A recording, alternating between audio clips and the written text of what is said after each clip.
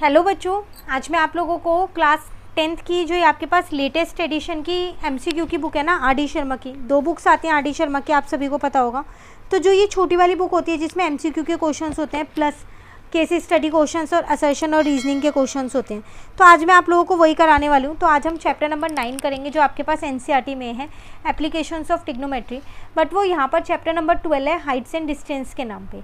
तो मैं इसकी आज आपको केस स्टडी कराने वाली हूँ। पीछे जितने भी चैप्टर हैं सबकी केस स्टडी ऑलरेडी चैनल पे अपलोड है, तो आप वहाँ से सारे चैप्टर की केस स्टडी अच्छे से कर लेना, ठीक है।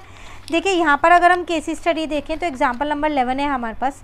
पहले जल्दी से रीड करते हैं, उसके बाद क्वेश्चंस देखेंगे क्या है।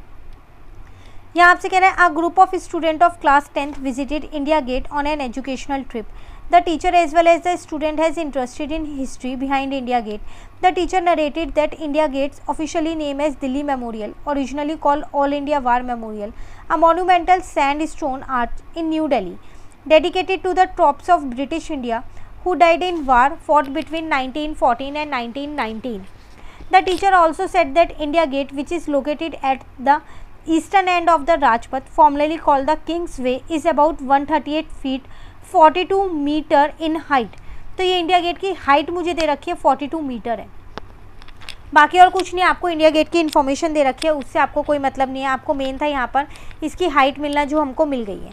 इससे रिलेटेड क्वेश्चंस मुझसे क्या पूछे गए हैं, what is the angle of elevation if they are standing at a distance of 42 metre away from the monument. कह रहा है एंगल ऑफ एलिवेशन बताओ अगर वो लोग उस मोनूमेंट से 42 मीटर की दूरी पे खड़े हुए हैं। देखो उसकी हाइट भी 42 है और वो खड़े भी 42 मीटर की दूरी पे है। तो अगर मैं एक फिगर नॉर्मली यहाँ पर बना लूँ तो मेरा आंसर निकल जाएगा इजीली। तो अगर हम यहाँ पर देखें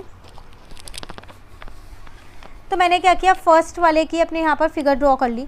ये मैंने वो मॉन्यूमेंट मान लिया जो मेरा 42 मीटर था, और ये हम यहाँ है 42 मीटर की दूरी पे। तो मुझे ये एंगल ऑफ एलिवेशन निकालना है। तो ये मेरे पास हाइपोटेन्यूज हो जाएगा, ये परपेंडिकुलर हो जाएगा, ये बेस हो जाएगा। पी और बी का रिलेशन मेरे को टेन थीटा बताता है। Tan theta is equals to 42/42, cut होके 1 हो जाएगा। तो यहाँ पर मेरे पास tan theta is equal to 1 आ गया, और 10 की वैल्यू 1 कब होती है, 45 पे होती है। तो 10 45 पे आ जाएगा। इसका मतलब थीटा मेरे पास कितना आ जाएगा, 45 डिग्री। मार्क करते रहते हैं साथ साथ, तो ये आ गया 45। इन सब के सॉल्यूशन आपको यहाँ पर दे रखे हैं, लेकिन कुछ सॉल्यूशंस डायरेक्ट हैं, इसलिए मैं आपको यहाँ डिटेल में समझा रही हूँ ताकि आपको कहीं भी दिक्कत ना लगे, ठीक है। चलिए नेक्स्ट में कह रहे हैं, if they want to see the top at an angle of 60 degree then the distance where they should stand. कह रहे हैं अगर वो उसका टॉप देखना चाहते हैं 60 डिग्री के एंगल से, तो वो कितनी दूरी पे खड़े होंगे। अभी तो फर्स्ट पार्ट में वो 42 मीटर की दूरी पे थे ना, अब वो कह रहे हैं कितनी दूरी पे खड़े होंगे अगर वो एंगल ऑफ एलिवेशन 60 डिग्री का बनाए तो अगर हम अपना सेकेंड पार्ट यहाँ पर देखें, अगेन वही फिगर मैं ड्रॉ कर रही हूँ। आपकी बार ये मेरे को ऑलरेडी 60 डिग्री दे रखा है, ये तो 42 मीटर है ही, इसको नाम दे देते हैं ए बी और सी। आपकी मुझे यहाँ पर क्या करना है, ये बी सी, ये डिस्टेंस फाइंड करना है कि वो कितनी दूरी पे खड़े हुए कि 60 डिग्री के एंगल से देख सकें उसके टॉप को, ये निकालना है, ठीक है। तो ये हाइपोटेन्यूज हो गया, ये परपेंडिकुलर हो गया, ये बेस हो गया।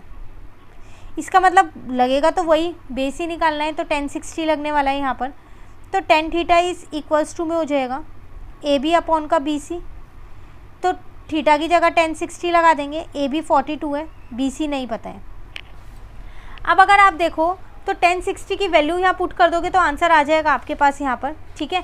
लेकिन रूट में कोई भी वैल्यू नहीं है, तो आपको उनकी वैल्यूज़ भी पुट करनी पड़ेगी।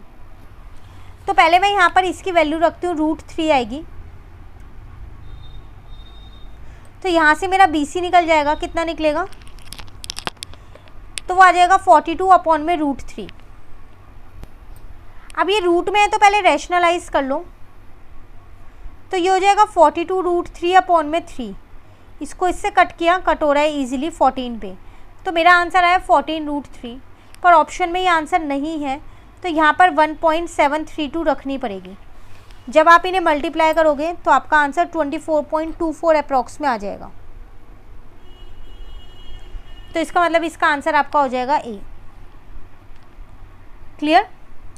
नेक्स्ट थर्ड क्वेश्चन में कह रहे हैं, if the altitude of the sun is at 60 degree then the height of a vertical tower that will cast a shadow of length 20 metre.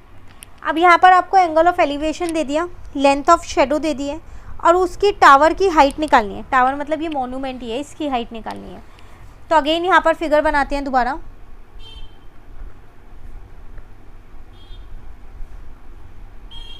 नाम दे दिया मैंने इसे ए, बी और सी।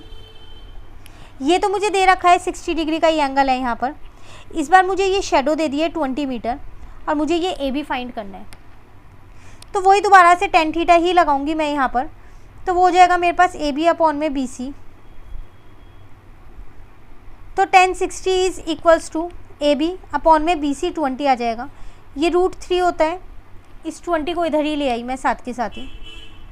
तो मेरा आंसर आ गया 20√3।